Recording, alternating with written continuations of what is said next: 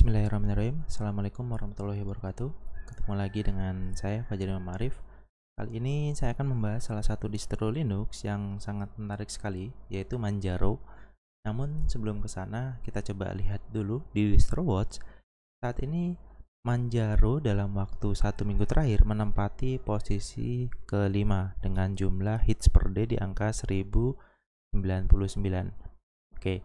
Nah, yang perlu diketahui lagi di sini Manjaro adalah operating system yang berbasis Arch Linux. Jadi ini sangat stabil sekali ya. Gitu kalau kita bicara Arch Linux. Oke. Nah, dengan average visitor ratingnya itu di angka 8.07 dari 333 reviewer. Ini sudah banyak sekali teman-teman yang review mengenai Manjaro ini, dan sebagian besar itu reviewnya bernilai positif. Sebagai contoh ini kita coba lihat dengan vote terbanyak itu menjelaskan bahwa Manjaro ini adalah salah satu Linux terbaik. Itu mulai dari mudah digunakan, comfortable, terus stable, up to date, dan lain-lain. Itu menurut respon dari teman-teman yang sudah menggunakan Manjaro. Oke. Nah, kembali lagi ke Manjaro. Di Manjaro ini kalau teman-teman mau download itu ada di menu download, dan di sini itu tersedia dua pilihan. Yang pertama itu untuk laptop dan desktop, atau juga bisa juga dengan phone ataupun tablet. Itu. Nah, kenapa seperti ini? Karena memang dari sisi Manjaro ini mereka juga menjual hardware-nya ya. Sebagai contoh seperti ini. Ini ada Slimbook Titan, terus ada Penphone Pro, ada Penphone Pro juga, Penbook Pro, sorry. Nah, di sini makanya si Manjaro ini menyediakan dua pilihan OS, kan. Namun yang sedang kita review ini adalah yang versi laptop dan juga desktopnya. Nah, ini saya menggunakan yang Plasma Desktop. Sebenarnya ada beberapa pilihan, mulai dari Plasma Desktop, ada SFCE dan juga Genome. Gitu kan, itu membedakan dari sisi tampilannya. Oke, kita lebih detail lagi mengenai Manjaro. Nah, kurang lebih tampilannya pada saat pertama kali diinstal seperti ini, dan ini sangat clean sekali. Jadi hanya ada satu icon install Manjaro Linux, dan proses instalasinya itu juga cukup mudah dan jelas. Jadi tinggal pilih bahasa, terus lalu berikutnya pilih lokasi, time zone, dan lain-lain. Itu ikutin saja sampai dengan selesai. Itu sangat mudah sekali. Oke, kita beralih ke bagian bottom menu. Di bagian menu paling bawah itu ada, mulai dari paling kanan itu ada jam dan juga tanggal, dan ini tampilannya juga sangat simpel sekali. Lalu bergeser lagi di bagian di sini ada show hidden icon. Nah, ini ada beberapa fitur atau beberapa menu yang tersedia di sini, atau shortcutnya juga ada di sini. Mulai dari notification, terus Manjaro setting manager, lalu ada night color control, lalu ada power management, ada display configuration, ada KDE Connect. Nah, KDE Connect ini adalah salah satu software atau aplikasi yang bisa terhubung dengan mobile phone kita, sehingga seperti notifikasi, transfer file itu juga akan lebih mudah gitu untuk dilakukan. Oke, nah di sini juga ada display configuration ketika misalnya kita menggunakan lebih dari satu monitor atau satu layar, itu ada di sini. Oke, lalu bergeser lagi di sebelahnya ada connection. Nah, ini mulai dari WiFi ataupun LAN yang terkoneksi itu muncul di bagian sini. Lalu di sini juga ada audio volume, di sini mulai dari analog output amplifier sama mikrofon itu juga bisa kita adjust. Nah, ini untuk volumenya, lalu di sini untuk mikrofon inputnya itu. Lalu ada application. Nah, application ini nanti ketika misalnya kita membuka sebuah player video ataupun audio itu akan muncul di bagian sini. Oke. Lalu bergeser lagi, di sana ada clipboard. Nah, clipboard ini lebih ke apa saja yang udah pernah kita copy paste itu muncul di bagian sini. Sebagai contoh, ini saya sudah mencoba dua perintah ataupun dua teks yang saya copy paste itu. Oke, lalu bergeser di sebelahnya lagi, di sini ada shortcut mengenai terminal tapi yang on the fly, itu kan terminal yang dia munculnya di bagian atas ini. Dan ini menarik sekali ya, nggak semua distro Linux menyediakan fitur ini. Dan ini sangat membantu sekali ketika misalnya kita membuka sebuah aplikasi lain terus membutuhkan terminal dan lain-lain, itu bisa dengan cepat ataupun dengan mudah untuk mengaksesnya. Oke, kita coba tutup dulu. Lalu di bagian sebelahnya lagi ini ada available update. Nah, ini lebih ke software apa saja yang sudah terinstall dan juga ini tersedia update-nya gitu. Itu aksesnya sangat mudah sekali. Nah, ini muncul beberapa listnya, lalu tinggal apply, nanti akan terdownload secara keseluruhan. Oke, selain itu juga di sini juga sudah ada menu installnya, aplikasi apa saja yang sudah keinstall ataupun kita mau browse ataupun install aplikasi baru. Sebagai contoh misalnya ada musik, nah ini kita coba launch ataupun kita remove juga itu bisa. Tuh. Oke, kurang lebih itu. Lalu bergeser lagi di bagian sebelahnya lagi, di sini ada Glade Plasma Browser Integration. Nah, ini lebih ke add-ons seperti itu. Jadi ini ada add-ons KDA yang tersedia. Kurang lebih seperti itu. Oke, lalu bergeser lagi di sebelahnya, ini lebih ke workspace manajernya. Jadi ada misalnya kita mau coba menggunakan atau bekerja lebih dari satu desktop, itu bisa dilakukan. Oke, lalu berikutnya di sebelahnya lagi, ini adalah stop picking at a desktop. Jadi temporary show desktop by moving windows away. Jadi kalau misalnya seperti ini, kita coba klik ini, nanti akan ke minimize seluruhnya. Itu. Oke, kembali lagi ke bagian menu di bagian paling kiri. Di situ mulai dari awal itu ada start menu. Nanti kita coba bahas lebih detail. Lalu bergeser lagi ke sebelahnya itu ada file manager. Nah, ini menggunakan Dolphin file manajernya, dan ini tampilannya sangat keren sekali. Sudah mengalami modifikasi mulai dari warna dan juga interface-nya. Nah, ini juga secara ikonnya juga ini sangat simpel sekali ya teman-teman. Sangat mudah sekali untuk digunakan. Oke, lalu berikutnya di bagian sebelahnya itu ada konsol terminal.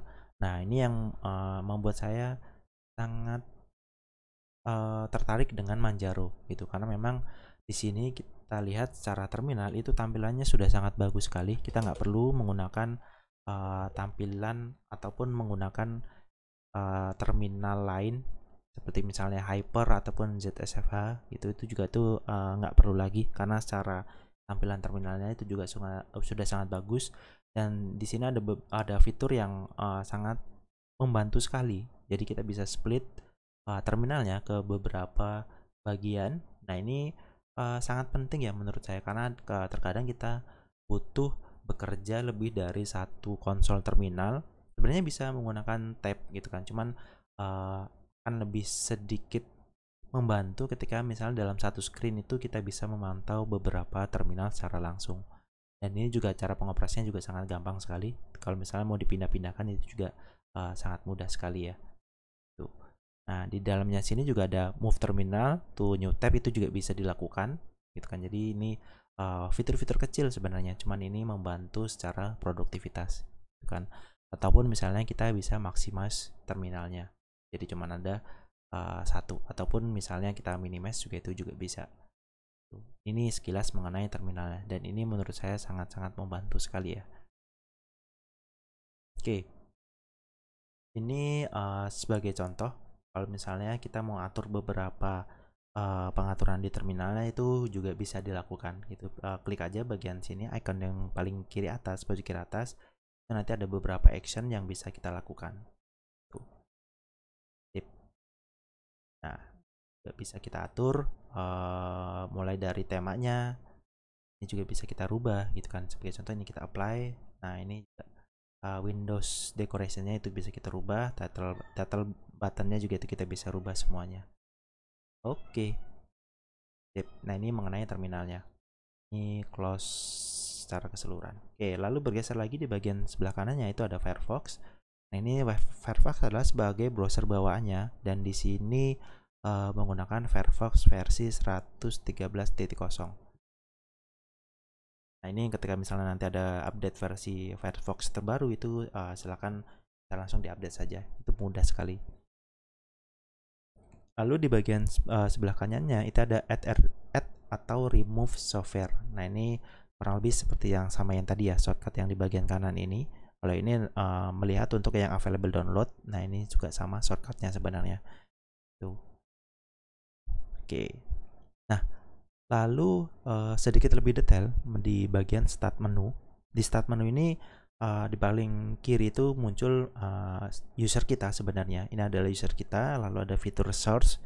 Sebagai contoh misalnya kita akan cari terminal, misalnya terminal atau konsol, nanti akan muncul gitu kan. Oke, ini untuk searchingnya.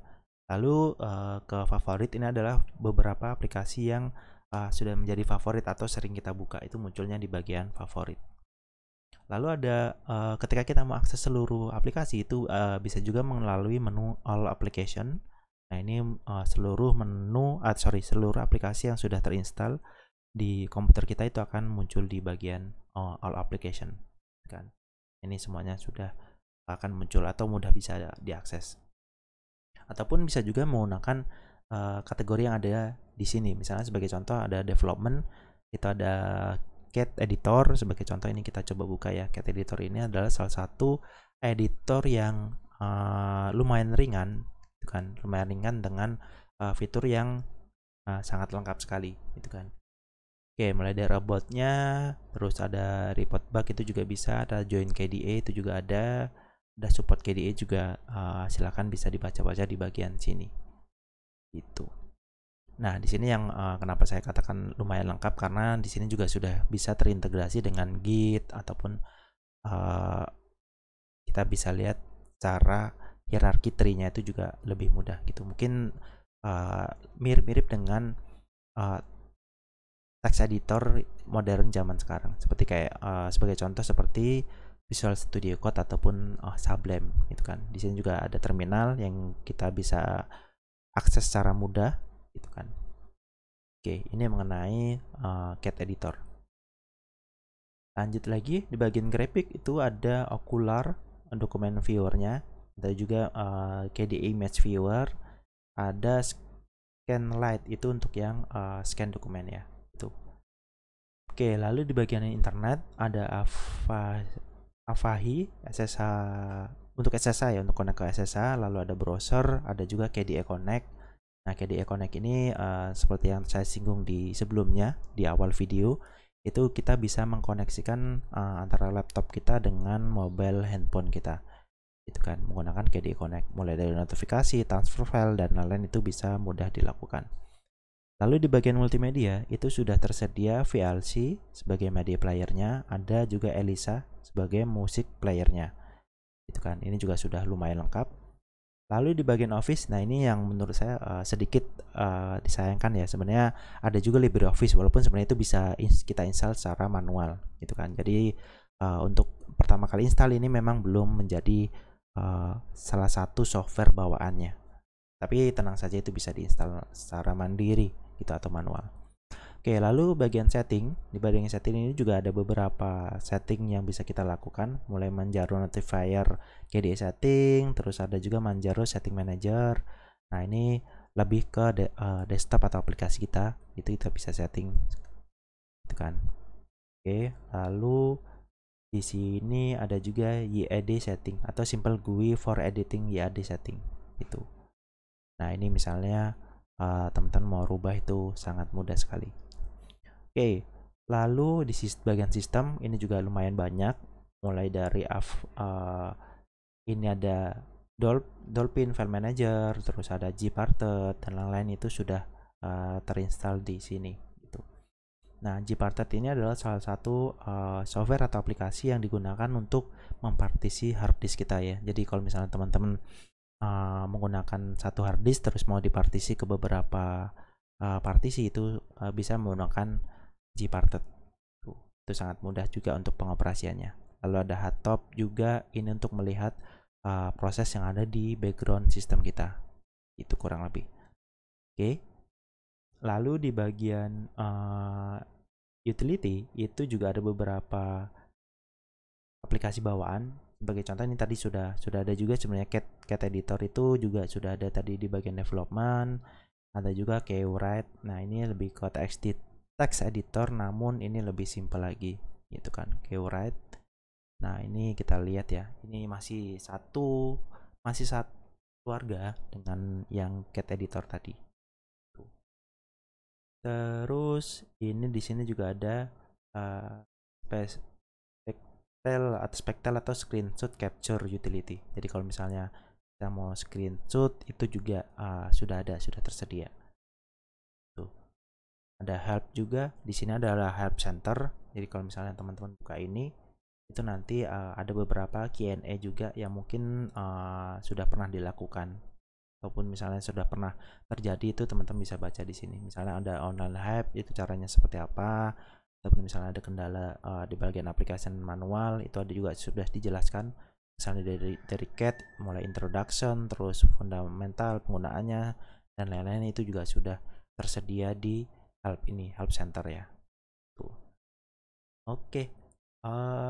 Lalu di bagian sedikit membahas bagian start menu ini, ada beberapa shortcut mulai dari application, ada place. Nah ini untuk shortcut akses ke beberapa folder gitu. Terus ada di sini ada sleep, restart dan juga shutdown. Oke, lalu di sini juga ada configuration desktop ataupun wallpaper ya teman-teman. Misalnya mau ganti itu juga gampang, cara gantinya tinggal klik kanan, terus nanti ada configure desktop and wallpaper.